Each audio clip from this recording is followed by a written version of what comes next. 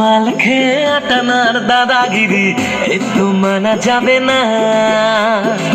রেশনের চাল খেয়ে বিরিয়ানির বাতেলা সেটাও দেয়া যাবে না।